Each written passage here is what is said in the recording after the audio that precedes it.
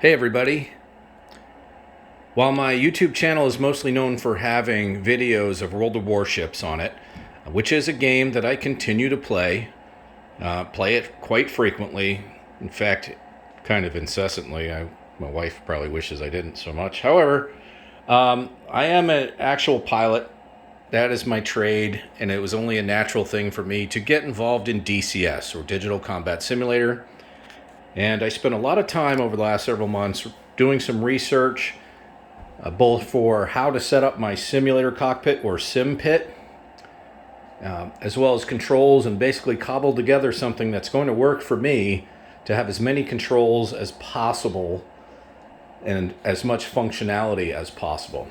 So the game, once again, is DCS, Digital Combat Simulator, and some of the equipment that I've put together, we'll start with the monitor.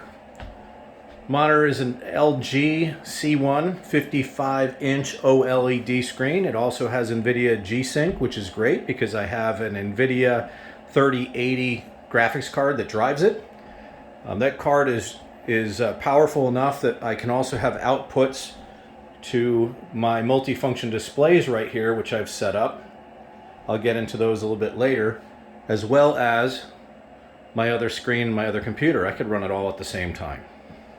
Actually, it's all on the same computer, but it's all off the same card. So, it was natural for me to start with the F-16 through my flight school and training. I used to love to play Falcon 4.0 all the time, if any of you remember that game. And that was an F-16 simulator. It was the best of the time, and it was for a long time. But until this came along, there's been nothing like it. With new technology, I've been able to basically set up my sim pit and cobble it together with different pieces and parts that are available commercially. Starting with my seat, this is a Next Level Racing GT Track seat and cockpit setup. It's originally designed for racing. However, they do have add-on parts to adapt it to flight simulators, and that would be these little platforms here for my stick and for my thrust. It also has some adapters so I can set up my Thrustmaster pendular rudder pedals as well.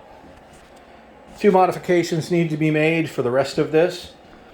For one, it's getting bruises in the side of my legs from leaning my legs against those bars, so pretty simple fix. Just go get some pipe insulator and some tie wraps and or zip ties and just attach that, and it solves that problem.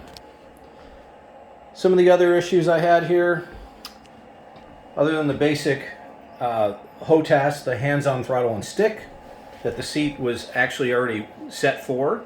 So this is my thrust by Thrustmaster. It's the Warthog HOTAS. That's actually an A10 system.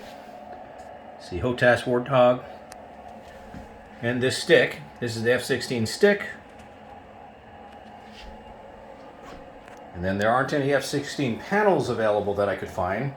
So these are the wing combat and takeoff panels. The top one is the combat panel for controlling F-18 systems, but they can be programmed for your F-16 or any other aircraft.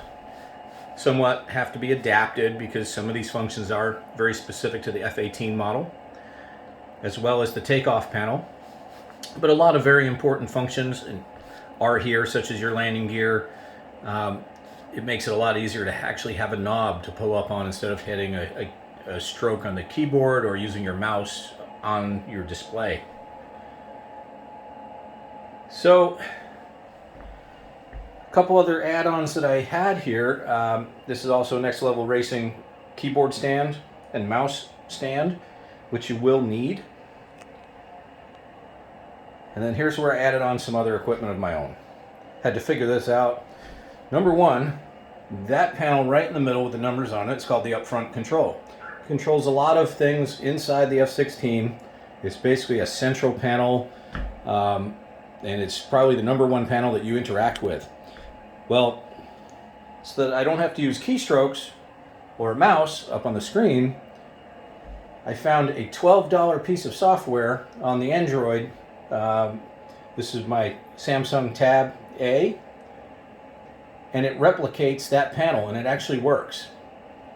You can find that. It's called DCS UFC, and that is on the Google Play Store. Fantastic support too.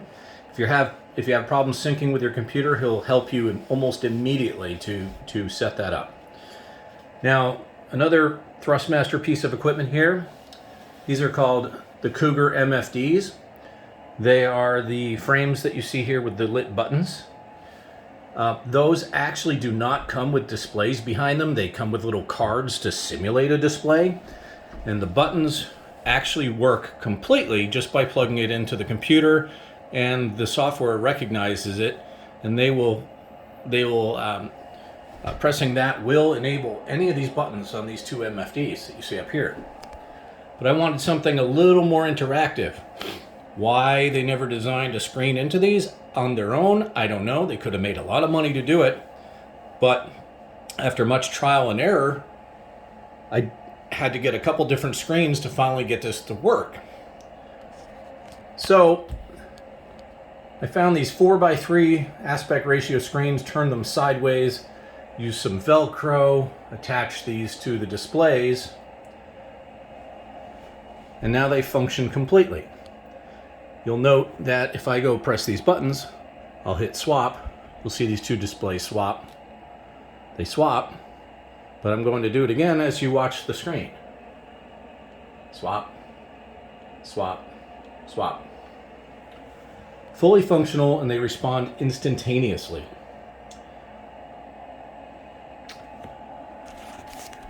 The next problem was, because you're going to be pressing on this, how do you mount these? So searching around on Amazon, I found what turned out to be pretty much, well, they're Visa mounts for screens. But these are kind of like specific to maybe flat screen cash registers. And they work fantastic. They articulate, they can retract. You can see where I have it. It's actually full flat in the flat down position. I didn't even think that I would have it that way. I thought I would have to raise it a bit, but it turned out when I received them that it worked perfectly to just lay it perfectly flat and put the screens in an absolutely phenomenal position. So again, that's my Samsung tablet. That changes for aircraft too. It has multiple different aircraft within the software that works with, and many of the panels. I could just switch panels too, so that's nice. Anyway, the last piece of equipment, the only one I'm trying to find a good spot for, you can see this little infrared camera right here. It's called the TrackIR Pro 5, and on my headset, these are infrared lights. That little camera tracks the motion of your head, and the display, which right now it's not connected, it's not turned on, but the display, as I turn my head left, I would look left, and it would be smooth and accurate, just pretty much like it was natural. Look right, look up, look down, look to the side, everything. It's absolutely wonderful piece of software. I also have a VR headset. This software is capable with VR. But I kind of like this tactile layout where I can see switches, touch switches, and move them, and have the reaction on my screen. Sure, there are certainly some advantages to having the VR headset, to have full immersion and having peripheral vision and everything, but until it kind of advances with its abilities to interact with your equipment and your hardware, I'm not totally sold on it just yet. Maybe in the future. But anyway, I finally finished it. I'm kind of happy that it's done, and it's going to be time to go fly. But there is my setup. That is my F-16 kind of cockpit. And I'm ready to dogfight and drop some bombs. We'll see you online.